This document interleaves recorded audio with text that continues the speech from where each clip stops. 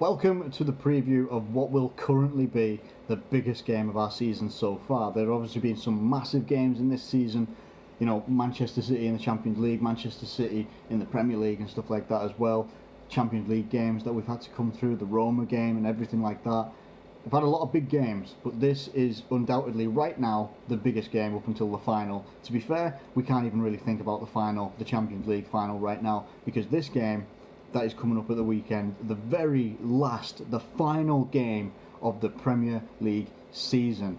It all comes to a head on Sunday at 3 o'clock when every single Premier League team will be playing at Sunday, 3 o'clock. Everyone is kicking off. We will be taking on Brighton.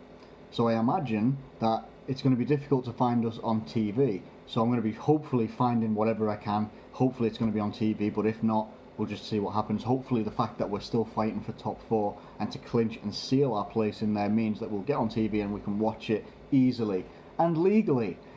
But this is massive. It really is huge. I think Brighton came up against Man City in their last match and lost 3-1.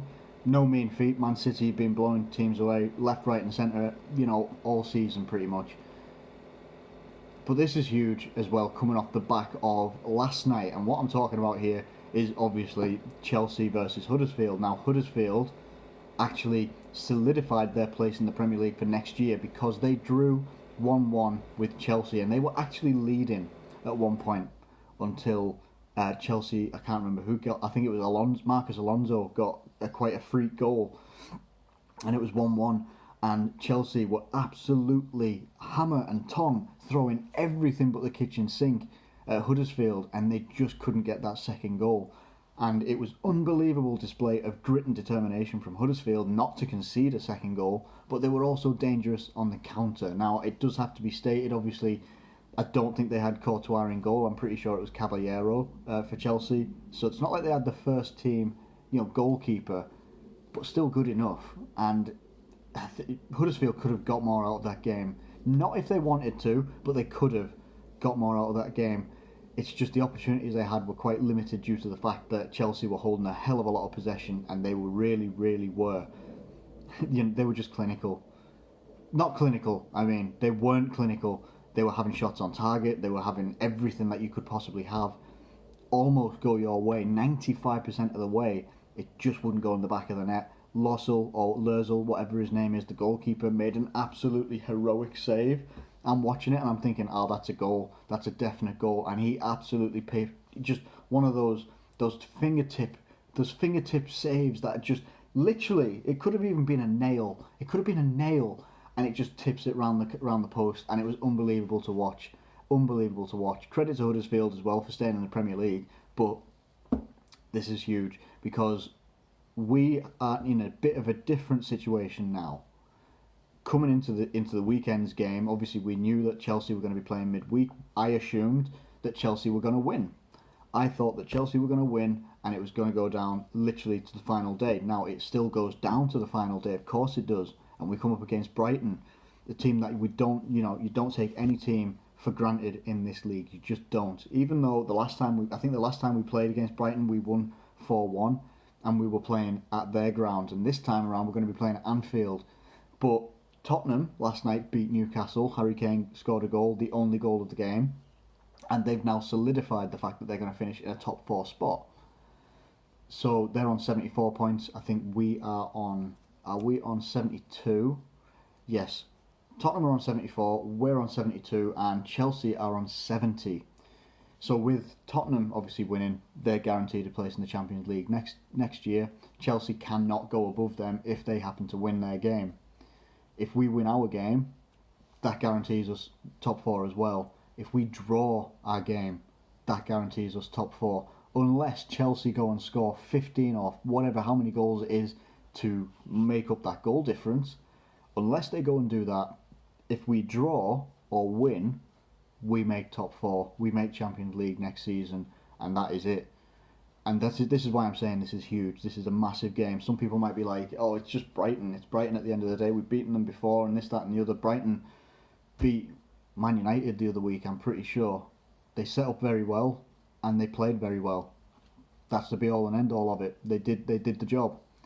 We can't come into this one just assuming we're gonna we're going to roll through Brighton. We can't. Chris Hughton's done an excellent job at Brighton, and they are a dangerous team. They've got dangerous players.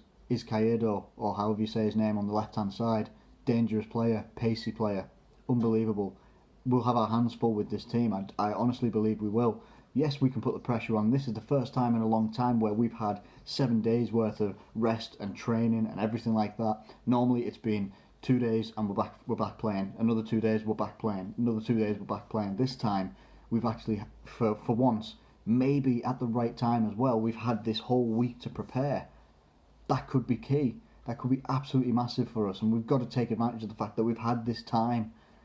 They should be fresh. The players that we have available should be fresh and ready to go and attack this game. And one of the key points that we have to go for right now is we have to attack this game big. We have to attack as best as we can. I feel that the reasons that we haven't been getting the results that we should have recently, maybe, we didn't get, obviously, I think Liverpool versus Chelsea, that was going to be a difficult game anyway for both teams, and it was one goal that separated it for both teams. We had our chances, we didn't take them. They had their chances, the majority of them they didn't take them, but the one that went in, that's the one that counted, and they got the victory.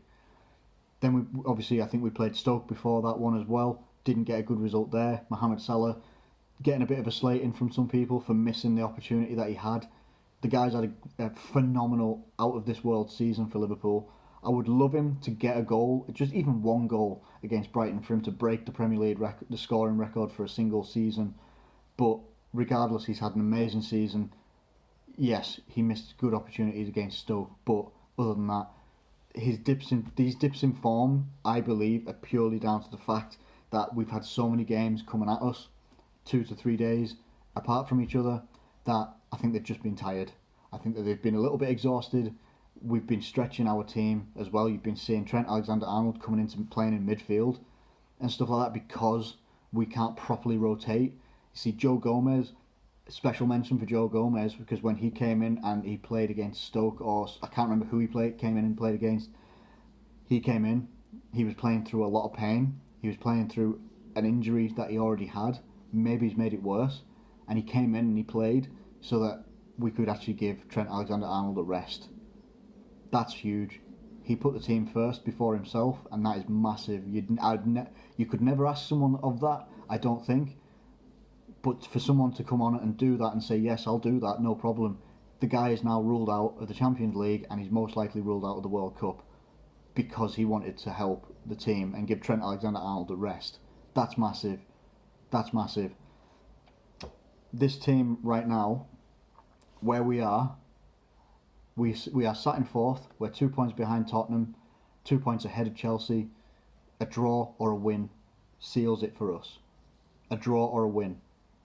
We can go out there 0-0 it, we got top 4. We can go win it, we've got top 4. If we lose, Chelsea have to lose. And I can't remember who Chelsea play. I think they play Newcastle at the St James's Park. So that's another one right there. Rafa Benitez's Newcastle aren't an easy team to come up against. Could be key, but we can't rely on that. We're all playing at the same time. I remember this last year when, right around this time, we were having to go into the final game of the season. We had to win. We couldn't draw it. We had to win because Arsenal won their game, and if we'd drawn it, we would have been fifth, I believe, from what I remember. And we were playing against Middlesbrough. I can't remember who they were playing against. And I was really worried, really worried. I'm still quite worried right now, but the fact that it's changed, the scope has changed a little bit. We don't just have to win it. We've now got that little bit of flexibility now where we can draw this game if we need to. If it comes down to it, we can draw this game. Fine, no problem. But now we should have a little bit more confidence that yes, we can now hopefully look forward to Champions League next year. But nothing is ever a given. Especially against teams like Brighton, they can throw you surprises. They've thrown many teams surprises, big teams like Man United and such like that. They've thrown big teams surprises before, and this is why you can't take them for granted.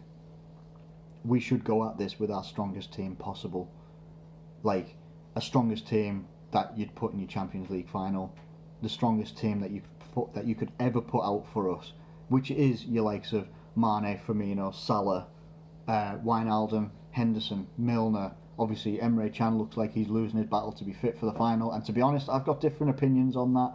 I sway to and fro.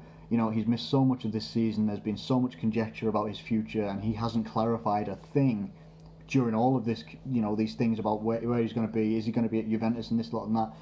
And then he's been injured that long, and then we're going to reward him with a place in the final. That's maybe another video for another time, but yeah, that would be my midfield that I would go with Wijnaldum, Milner and Henderson. And then you know the back line. You know the back line. Robertson, Van Dijk, Lovren, and then Trent Alexander-Arnold, Karius in goal. And then we should have some subs on the bench, likes of maybe Solanke, Danny Ings. I'd love to see Danny Ings to get in on this game as well. We should go full force at this one. We really should. And I'm talking hammer and tong. Now, I'm not saying let's lose our heads and just forget about defending, because you can't do that against a team like Brighton. They play they play some decent football. For the players that they have at their disposal, they use them really, really well. They spring surprises, and we cannot allow surprises to be sprung on us. We're playing at Anfield. It's the final game of the Premier League season. I think the FA Cup is at some point as well. Is that next week? I can't even remember now. I'm just swamped with us. I'm just swamped in my mind of we need to get top four. We need to make sure that if we get top four and we're in a Champions League final, that's a huge, huge improvement on last year. Massive improvement. And no one can deny that. I don't care what fan base you're from. You can't deny that we will have improved if we clinch top four. If we clinch top four, we've massively improved because we've reached the Champions League final as well. Prediction time. What are we thinking? What are we thinking right now? Prediction time. Final game of the season. Is the pressure going to get to us? I don't know. I think that Liverpool are going to come out of this game with a 3-1 victory. 3-1 victory I'm going for. That is what I'm going for. That's what I'm hoping for. I'm not hoping that we concede. I just think that we will concede. I'd love us to get a clean sheet. That would be absolutely amazing if we could. But I do think that we'll concede. But I think that we'll come out this game 3-1. That's what I'm hoping for. Whatever else happens after that, other teams around us and stuff like that, no idea. But anyway, that's my prediction. I hope you guys are looking forward to it, because I am nervous as hell. I really am. I know I'm doing this preview many, many days beforehand, but I needed to get this video out of me. I needed to get it out of here. Get these thoughts into video, get it to you guys, see what you think, let me know what you think, everything that you're thinking about Liverpool, our situation. Can we get top four? Can we win this game? Can we draw this game? Let me know it in the comments below. Thank you ever so much for watching this video. Get your feedback, comments, everything in there. Like the video and subscribe if you're new around here. Thank you ever so much for watching, as always, and I will catch you later.